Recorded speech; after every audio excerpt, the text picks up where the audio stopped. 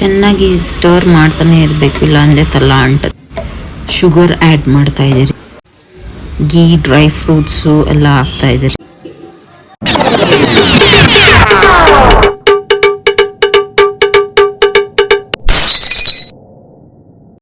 Guys, ನಾವು ಮಾಡ್ತಾ ಇದ್ದೀರಿ ಗೀರು. ಸೊ ಅದು ಹೇಗೆ ಮಾಡ್ತೀರಿ ಏನು ಅಂತ ಹೇಳ್ತಾ ಹೋಗ್ತೀನಿ.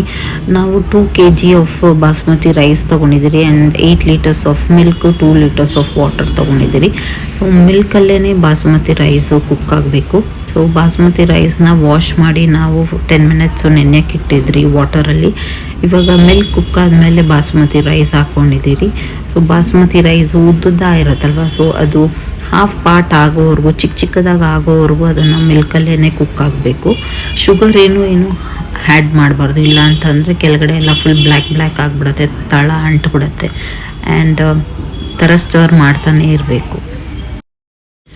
ಗೈಸ್, ಇವಾಗ ಆಲ್ಮೋಸ್ಟ್ ಕುಕ್ ಆಗಿದೆ. ಇವಾಗ ನಾವು ಫ್ಲೇಮ್ನ ಆಫ್ ಮಾಡಿ ಶುಗರು ಮತ್ತು ಕೇಸರಿ ಆ್ಯಡ್ ಮಾಡ್ತಾ ಇದ್ದೀರಿ.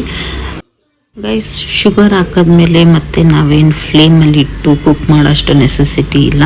ಸೊ ಅದು ಏನು ಸ್ಟೀಮ್ ಇದೆ ಅದರಲ್ಲೇ ಅದು ಮೆಲ್ಟ್ ಆಗುತ್ತೆ. ಸೊ ಚೆನ್ನಾಗಿ ಸ್ಟರ್ ಮಾಡ್ತಿದ್ದೀರಿ. ಗೈಸ್, ಚೆನ್ನಾಗಿ ಸ್ಟರ್ ಆಗಬೇಕು, ಎಲ್ಲೂ ಶುಗರ್ ಇರಬಾರ್ದು. ಚೆನ್ನಾಗಿ ಸ್ಟರ್ ಮಾಡಿ ಅದು ಮೆಲ್ಟ್ ಆಗೋವರೆಗೂ ಸ್ಟರ್ ಮಾಡ್ತಾನೆ ಇರಿ. ಆ್ಯಂಡ್ ಇವಾಗ ನಾವು ಮಾಡ್ತಾ ಇರೋದು 100 ಪೀಪಲ್ಗೆ. ಸೊ ನೀವು ಮನೇಲಿ ಟ್ರೈ ಮಾಡಬೇಕು ಅಂದರೆ 1 ಗ್ಲಾಸ್ ಆಫ್ ರೈಸ್ಗೆ 6 ಗ್ಲಾಸ್ ಆಫ್ ಮಿಲ್ಕ್ ತೊಗೊಂಡು 2 ಗ್ಲಾಸ್ ಆಫ್ ವಾಟರ್ ತಗೊಂಡು ಮಾಡಿ ನೋಡಿ. ನಾವಿವಾಗ ಗೀ ಹಾಕ್ಕೊಂಡಿದ್ದೀರಿ.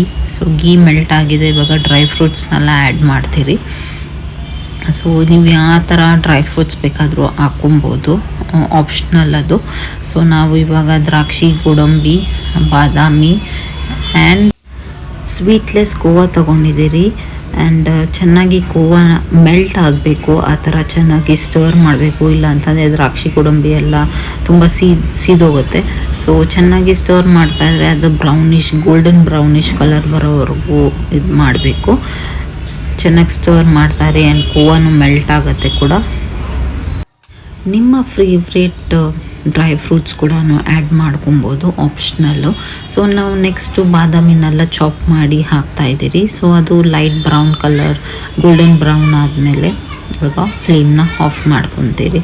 ಸೊ ಸಮ್ಟೈಮ್ಸ್ ಒಬ್ಬರೊಬ್ಬರು ಖರ್ಜೂರ ಹಾಕ್ತಾರೆ ಮತ್ತು ಪಿಸ್ತಾ ಕೂಡ ಹಾಕ್ತಾರೆ. ಆ್ಯಂಡ್ ಗೈಸ್, ಕೋವಾ ಎಲ್ಲ ಮೆಲ್ಟ್ ಆಗಿದೆ. ಸೊ ಈ ಥರ ಕನ್ಸಿಸ್ಟೆನ್ಸಿ ಇರಬೇಕು. ಇದನ್ನು ಹಾಕಿ ಇವಾಗ ಮಿಕ್ಸ್ ಮಾಡಿ ಲಾಸ್ಟಿಗೆ ನಾವು ಏಲಕ್ಕಿ ಪೌಡರ್ ಹಾಕಬೇಕು. ಸೊ ಏಲಕ್ಕಿ ಪೌಡರು ಶುಗರ್ ಜೊತೆ ನಾವು ಗ್ರೈಂಡ್ ಮಾಡಿಕೊಂಡು ಹಾಕ್ತಾಯಿದ್ದೀರಿ. ವಿತ್ ಸಿಪ್ಪೆ ಜೊತೆಗೇ ಹಾಕ್ತಾಯಿದ್ದೀರಿ. ಸೊ ಸ್ಕಿನ್ನ ಬಿಸಾಕ್ಬಿಡ್ತೀರಿ ಸಮ್ಟೈಮ್ಸು, ಬೇಡ ಹಾಕ್ಕೊಳ್ಳಿ. ಆವಾಗ ಟೇಸ್ಟು ಸ್ಮೆಲ್ಲು ತುಂಬಾ ಚೆನ್ನಾಗಿರುತ್ತೆ. ಸೊ ಈ ವಿಡಿಯೋ ಇಷ್ಟ ಆಗಿದೆ ಅಂತ ಅನ್ಕೋತೀನಿ. ಆ್ಯಂಡ್ ನನ್ನ ವಿಡಿಯೋ ಫಸ್ಟ್ ಟೈಮ್ ನೋಡ್ತಾರೆ ಸಬ್ಸ್ಕ್ರೈಬ್ ಮಾಡಿ ಅಂತ ಹೇಳ್ಕೊತಾ ಈ ವಿಡಿಯೋ ಇಲ್ಲಿಗೆ ಮುಗಿಸ್ತಾ ಇದ್ದೀನಿ. Thank you so much. Tata, bye, see you.